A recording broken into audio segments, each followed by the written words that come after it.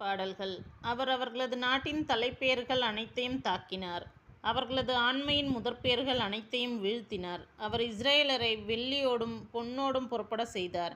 அவர்கள் குலங்களில் எவரும் தளர்ந்து போகவில்லை.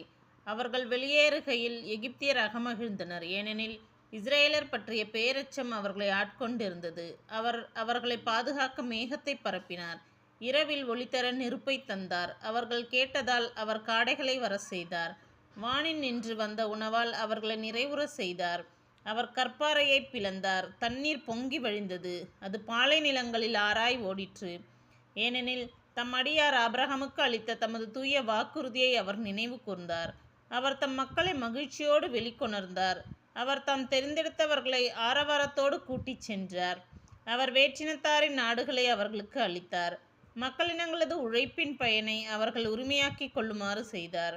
அவர்கள் அவருடைய கட்டளைகளை கடைபிடிக்கவும் அவருடைய சட்டங்களின்படி ஒழுகவுமே அவர் இவ்வாறு செய்தார். அல்லேலூயா.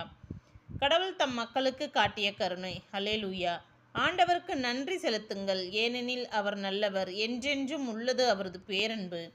ஆண்டவரின் வலிமையான செயல்களை யாரால் இயம்ப இயலும்? அவர் தம் புகழை யாரால் விளம்பக்கூடும்? நீதி நெறி காப்போர் பேறு பெற்றோர், எப்பொழுதும் நேரியதே செய்வோர் பேறு பெற்றோர். ஆண்டவரே, நீர் உம் மக்கள் மீது இரக்கம் காட்டும்போது என்னை நினைவு கூரும். அவர்களை நீர் விடுவிக்கும் போது எனக்கும் துணை செய்யும். நீர் தேர்ந்தெடுத்த மக்களின் நல்வாழ்வை நான் காணும்படி செய்யும். உம்முடைய மக்களின் மகிழ்ச்சியில் நானும் பங்கு கொள்ளும்படி செய்யும். அப்போது உமது உரிமை சொத்தான மக்களோடு உம்மை போற்றிட இயலும். எங்கள் மூதாதையரின் வழி நடந்து நாங்களும் பாவம் செய்தோம், குற்றம் புரிந்தோம், தீமை செய்தோம். எங்கள் மூதாதையர் எகிப்தில் நீர் செய்த வியத்தகு செயல்களை பற்றி சிந்திக்கவில்லை. உமது மாபெரும் பேரன்பை அவர்கள் நினைவில் கொள்ளவில்லை. மாறாக உன்னதமானவரை எதிர்த்து செங்கடல் ஓரத்தில் கலகம் செய்தனர். அவரோ தமது பெயரின் பொருட்டு அவர்களை விடுவித்தார்.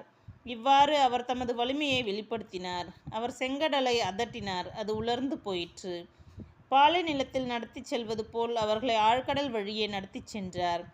எதிரியின் கையினின்று அவர்களை விடுவித்தார். பகைவரின் பிடியினின்று அவர்களை மீட்டார்.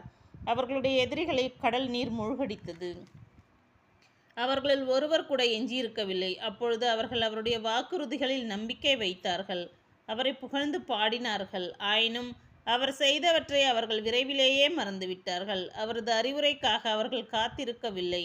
பாலை நிலத்தில் அவர்கள் விருப்புக்கு இடம் கொடுத்தார்கள். பாழ்வெளியில் அவர்கள் இறைவனை சோதித்தார்கள். அவர்கள் கேட்டதை அவர் அவர்களுக்கு கொடுத்தார். அவர்களின் உயிரை அழிக்குமாறு அவர்கள் மீது நோயை அனுப்பினார். பாளையத்தில் இருக்கும்போது